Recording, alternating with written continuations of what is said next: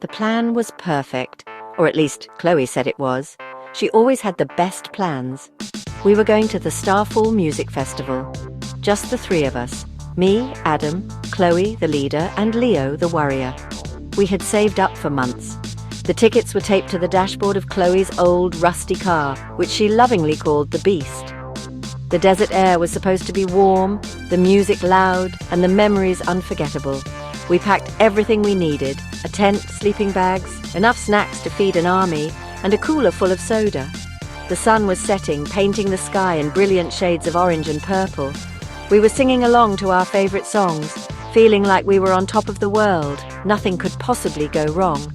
"Let's take a shortcut," Chloe announced, her eyes gleaming with excitement as she pointed to a dusty, unmarked road branching off the main highway. I felt a familiar knot of worry in my stomach. A shortcut out here? The desert stretched out in every direction, a vast, empty sea of sand and rock. Leo must have been thinking the same thing. He nervously fiddled with the map on his phone, which already showed no service. He protested, his voice a little shaky. "I don't know, Chloe. It doesn't look like a real road. Maybe we should just stick to the main route, even if it takes longer."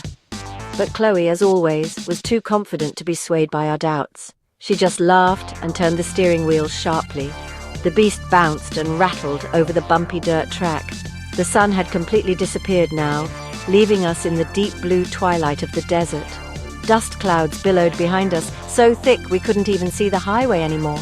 It felt like we were driving into another world, a forgotten place where maps didn't matter.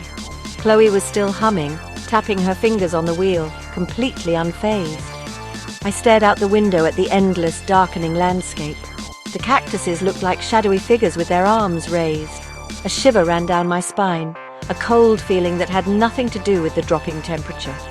I told myself it was just my imagination running wild. Then it happened. A loud bang like a gunshot echoed from under the hood. The Beast shuddered violently, coughed a plume of black smoke, and then coasted to a dead stop.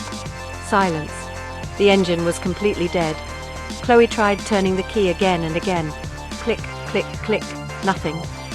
We were stranded, miles from the highway, in the middle of a desert that was now pitch black, with no cell service and no one around for what felt like 100 miles.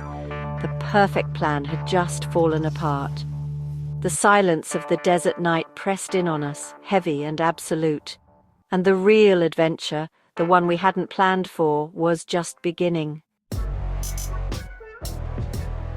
"Well," Chloe said, breaking the heavy silence with a sigh, "I guess we're walking."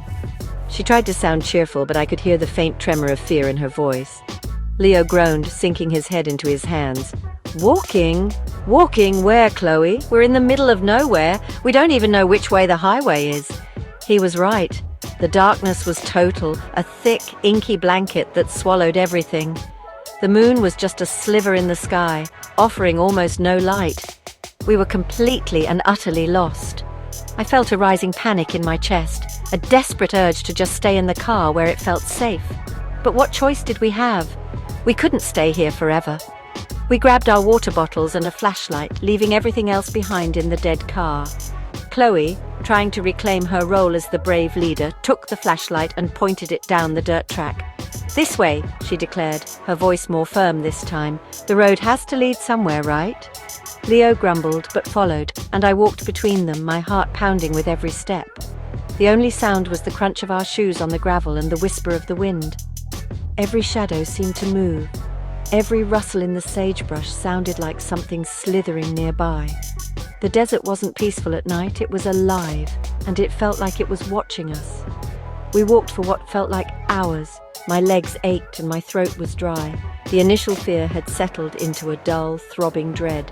Leo kept asking if we should turn back, but turn back to what? A broken-down car? Chloe insisted we push forward, that it was our only hope.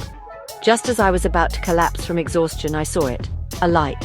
It was faint at first, a tiny pinprick of yellow in the distance, flickering like a candle flame. I stopped and pointed, my voice a hoarse whisper. "Look, over there."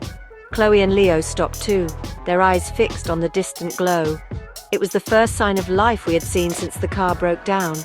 A strange sense of hope mixed with a new kind of fear washed over me. Who would have a light on way out here?